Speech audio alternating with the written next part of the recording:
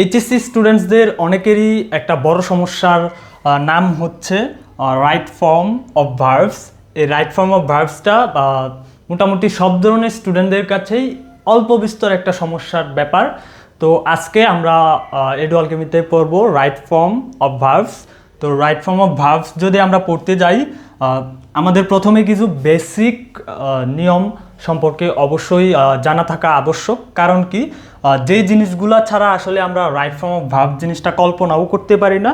তো বেসিক জিনিসগুলো কি? বেসিক জিনিসগুলো হচ্ছে এই যে এগুলা।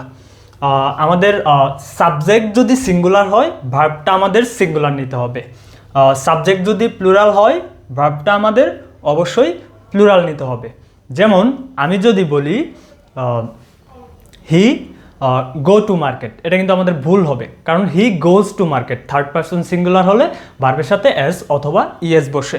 আবার আমি যদি বলি দে গোজ টু মার্কেট, এটা কিন্তু ভুল হবে, কারণ সাবজেক্ট যদি প্লুরাল হয় তাহলে ভার্বের সাথে এস বা ইএস বসে না। সো এটা হবে দে গো টু মার্কেট। সো এখন আমরা যদি পরেরগুলা দেখি, আমাদের ডো ভার্বসগুলোর পরে অবশ্যই আমাদের V1 দিতে হবে। V1 কি? ভার্বের প্রেজেন্ট ফর্ম। ডো ভার্বগুলো কি? Do, did, does. এই ভার্বগুলোর পরে আমাদের V1 বসাতে হবে। যেমন আই ডো লাভ ইউ, যদিও এটা একটু অন্যরকম এক্সপ্রেশন, অর্থাৎ আই লাভ ইউ বলাও যা, আই ডো লাভ ইউ, কিন্তু একই রকম অর্থ, কিন্তু একটু পার্থক্য আছে। একটু পার্থক্য হচ্ছে মানে আমি তোমাকে অনেক বেশি ভালোবাসি, মানে আমি তোমাকে ভালোবাসিই বাসি, এরকম একটা ব্যাপার। তারপর হচ্ছে হ্যাভ ভার্ব। হ্যাভ ভার্বের সাথে অবশ্যই আমাদের সবসময় V3 বসে, অর্থাৎ ভার্বের পাস্ট পার্টিসিপাল ফর্ম বসে। সো এই হ্যাভ ভার্বের সাথে কিন্তু আমাদের ভার্বের পাস্ট পার্টিসিপাল ফর্ম বসাতে হবে। হ্যাভ ভার্বগুলো কি? Have, has, had. যেমন I have done the work. তারপর হচ্ছে মোডাল অক্সিলিয়ারি। মোডাল অক্সিলিয়ারিগুলোর ক্ষেত্রে আমাদের যেটা ব্যবহার করতে হবে সেটা হচ্ছে V1, অর্থাৎ ভার্বের প্রেজেন্ট ফর্ম ব্যবহার করতে হবে। যেমন you should go now, you should go now, অর্থাৎ এখানে কিন্তু আমরা ভার্বের সাথে অন্য কিছু ইউজ করে নেই, অর্থাৎ শুড একটা মোডাল ভার্ব, মোডাল ভার্বের পরে আমরা ভার্বের প্রেজেন্ট ফর্ম ইউজ করেছি। তো এই হচ্ছে আমাদের বেসিক রুলস, যেগুলো ছাড়া আসলে verb right form of verb জিনিসটা আসলে কল্পনা করা যায় না। তারপরে আমাদের কিছু অ্যাডভান্স রুলস আছে। এগুলো হচ্ছে আমাদের পরীক্ষায় হচ্ছে সরাসরি এসে থাকে।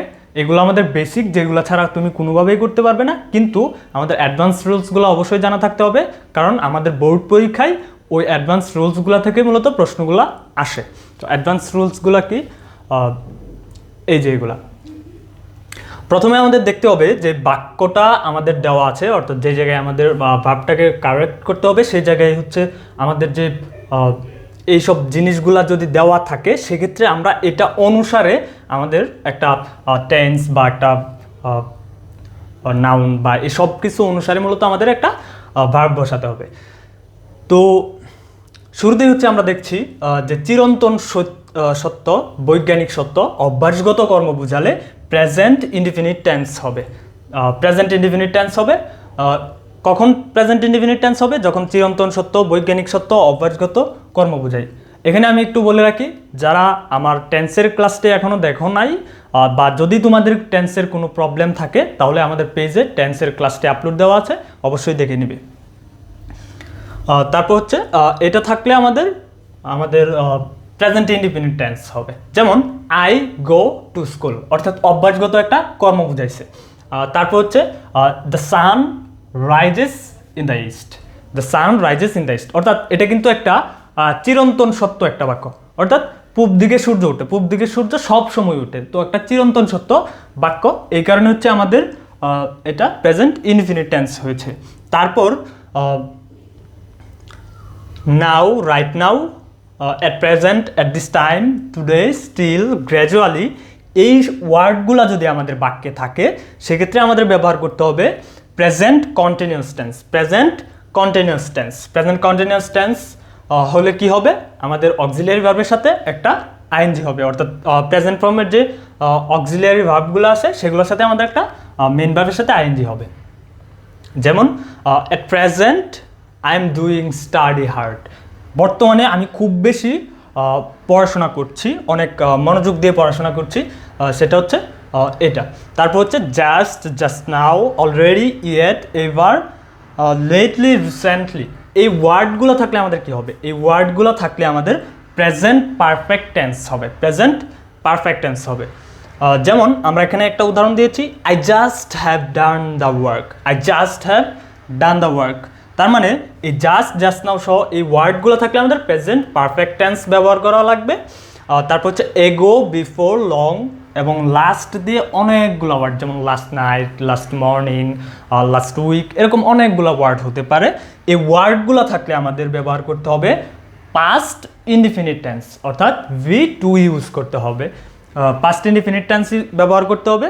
পাস্ট ইনডিফিনিট টেন্সের আমরা একটা উদাহরণ দিয়েছি, হি কেম লাস্ট উইক, সে গত সপ্তাহে এসেছিল। তারপর আমাদের আরও কিছু রুলস আছে, যেগুলো হচ্ছে প্রেজেন্ট ইনডিফিনিট টেন্সে থার্ড পারসন সিঙ্গুলার নাম্বার হলে ভার্বের শেষে এস বা ইএস বসবে। এটা কিন্তু আমরা সেই ক্লাস 6 থেকে শিখে আসছি, তারপরেও দেখা যায় অনেক সময় আমরা এটা ভুলে যাই। হি ওয়ার্কস ডেইলি, আমাদের মেইন যে ওয়ার্ডটা ছিল সেটা ছিল ওয়াক, WALK, ওয়াক। ওয়াকের সাথে আমাদের কি যুক্ত হয়েছে? এস যুক্ত হয়েছে। He works daily, present indefinite tense এবং থার্ড পারসন হি হচ্ছে আমাদের একটা থার্ড পারসন এবং সিঙ্গুলার নাম্বার হয়েছে। থার্ড পারসন সিঙ্গুলার নাম্বার মানে একজন। So he works daily. প্রিপোজিশনের পর ভার্ব থাকলে তার সাথে আইএনজি যুক্ত করতে হবে, কিন্তু এখানে কিন্তু আমরা একটা বোল্ড করে কিন্তু দিয়ে রেখেছি। কিন্তুর পরে কি দেওয়া আছে? টু এর পর সবসময় V1 অর্থাৎ ভার্বের প্রেজেন্ট ফর্ম বসে। তার মানে আমরা যখন একটা প্রিপোজিশনের ঠিক পরপরই, অর্থাৎ 1-2 ওয়ার্ড পরে না, ঠিক পরপরই যদি আমরা কোনো ওয়ার্ড দেখি মানে ভার্ব, সেক্ষেত্রে আমাদের ভার্বের সাথে আইএনজি যুক্ত করতে হবে। কিন্তু যদি প্রিপোজিশনের পর যদি আমাদের টু এর পর, টু একটা প্রিপোজিশন, টু এর পর যদি আমাদের ভার্ব আসে, সেক্ষেত্রে অলওয়েজ প্রেজেন্ট ফর্ম অর্থাৎ V1 ব্যবহার করতে হবে। যেমন আমরা উদাহরণটা দেখি, after going he found me. After going, after হচ্ছে আমাদের একটা প্রিপোজিশন। সো প্রিপোজিশনের পর যেহেতু আমাদের একটা ভার্ব আসছে, সো আমাদের কি ব্যবহার করতে হচ্ছে? ING, going. He found me, সে আমাকে খুঁজে পেয়েছে। বাট, কিন্তু এই যে আমাদের ব্যতিক্রমটা কি? He went to buy some foods, he went to buy some food. অর্থাৎ টু এর পরে কিন্তু আমরা এখানে বাইং ব্যবহার করছি না, কারণ কি? টু এর পরে অলওয়েজ ব্যবহার করতে হবে V1 অর্থাৎ প্রেজেন্ট ফর্ম। তারপর এমন কিছু শব্দ আছে যেগুলোর শেষে টু আছে, কিন্তু ভার্বের সাথে সবসময় আইএনজি ব্যবহার করা হবে। অর্থাৎ দেখো, আমিই বলছি যে প্রিপোজিশনের পর ভার্ব থাকলে আইএনজি হবে, আবার আমিই বলছি প্রিপোজিশনের পর ভার্ব থাকলে আইএনজি হবে না, V1 হবে। আবার আমি বলছি যেটার শেষে V1 হওয়ার কথা সেটার শেষেই আইএনজি হবে। এটার কারণ হচ্ছে ইংরেজি গ্রামারটা আসলে একটু ব্যতিক্রম, বাংলা গ্রামারের মতো না। তারা বিভিন্ন ধরনের রুলস ফলো করে চলে। সো এগুলা যদি ফলো না করি, সেক্ষেত্রে দেখা যাবে যে আমাদের বাক্যের ভার্ব কারেকশনটা ভুল হয়ে গেছে। যাই হোক, এমন কিছু শব্দ আছে যেগুলোর শেষে টু আছে, কিন্তু ভার্বের সাথে সবসময়ই আইএনজি বসবে। শব্দগুলো কি কি? With a view to, look forward to, be use to অথবা get use to, addicted to, adhere to, with an eye to. এই ওয়ার্ডগুলো যখন আমাদের থাকবে বাক্যে, তখন আমাদের ভার্বের সাথে আইএনজি ব্যবহার করতে হবে। যেমন he looks forward to getting a job, he looks forward to getting a job. এখানে কিন্তু আমরা টু এর পরে V1 ব্যবহার না করে আমরা আইএনজি ব্যবহার করেছি। তারপর হচ্ছে আমাদের no sooner had, hardly had, scarcely had, এসবের পরে আমাদের ভার্বের সাথে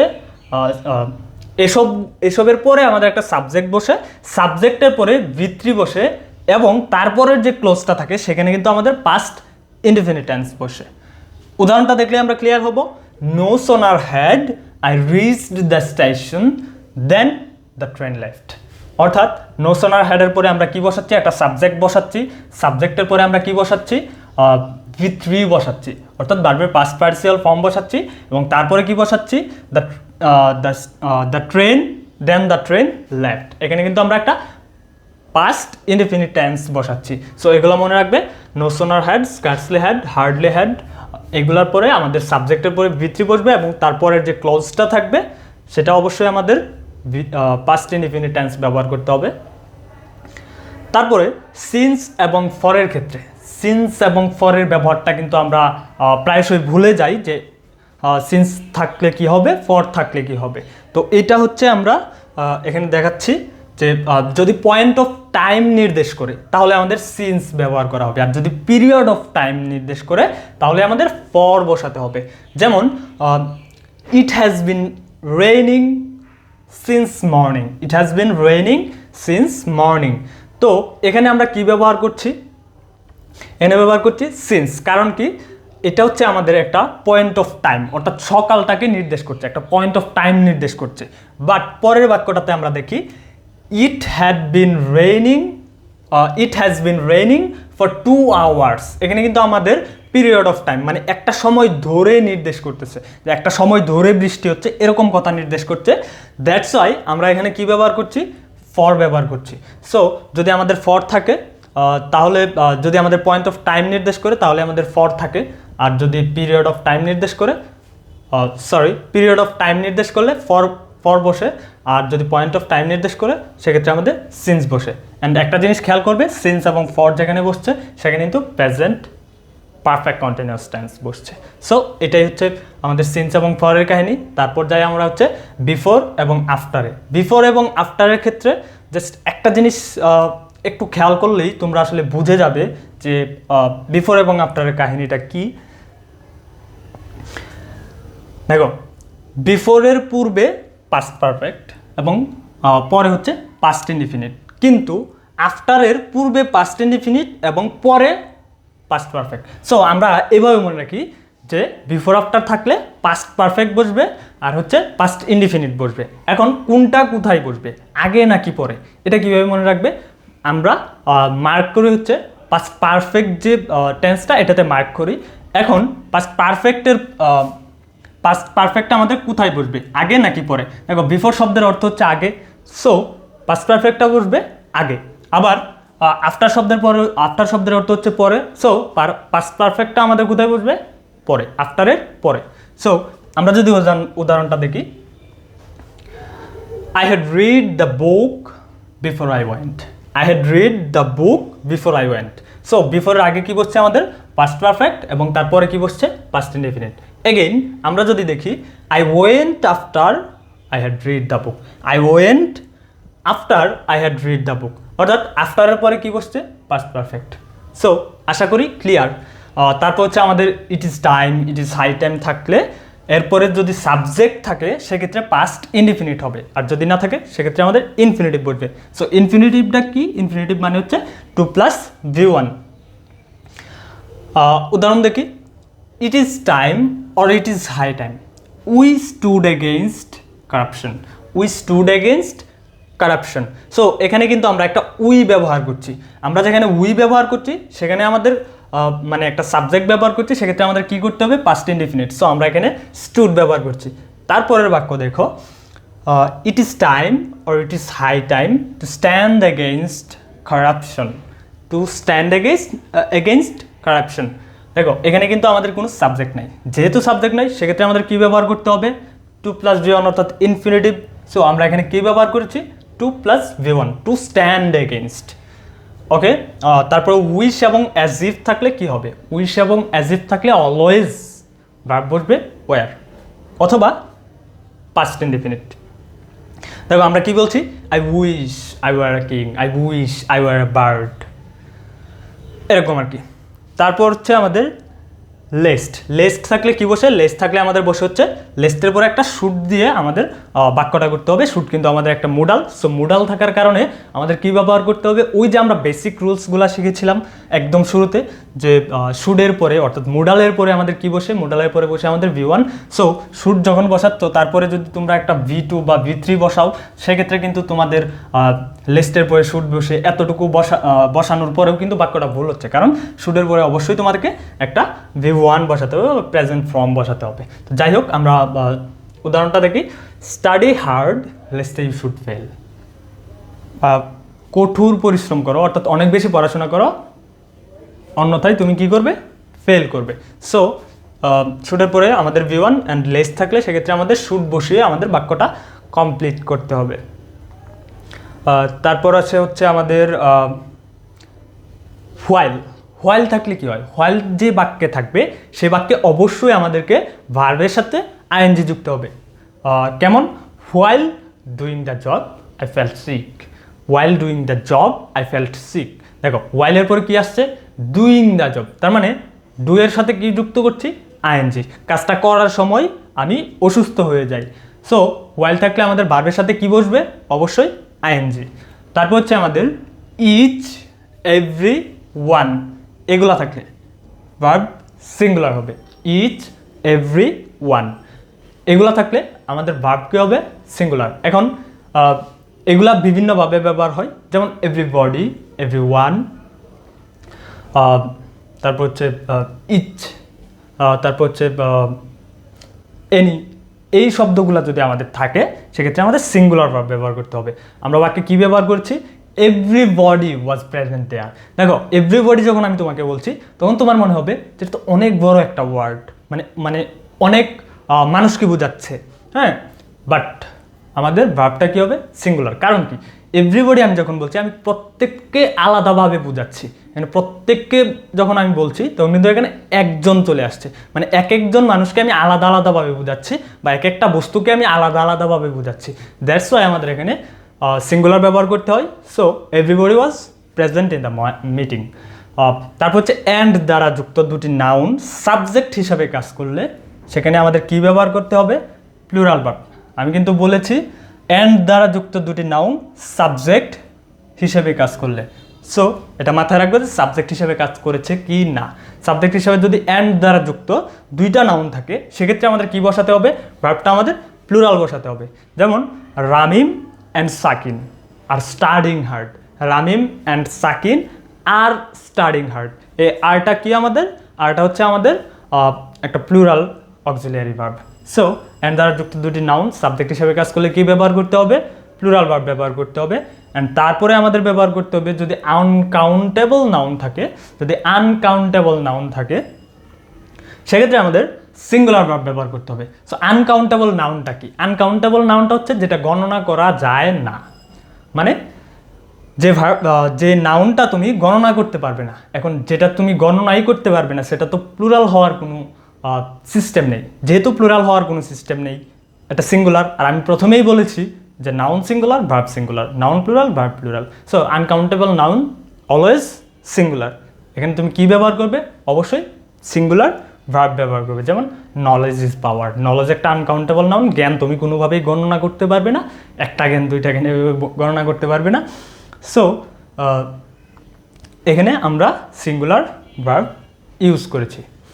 হ্যাঁ, তো এই ছিল হচ্ছে আমাদের রাইট ফর্ম অফ ভার্ব। যদি তোমাদের স্পেশাল কোনো টপিক নিয়ে কোনো প্রবলেম থাকে সেক্ষেত্রে তোমরা কমেন্ট সেকশনে বলতে পারো যে ভাই এই টপিকের উপরে ক্লাস নেন, then I will try my best. Thank you.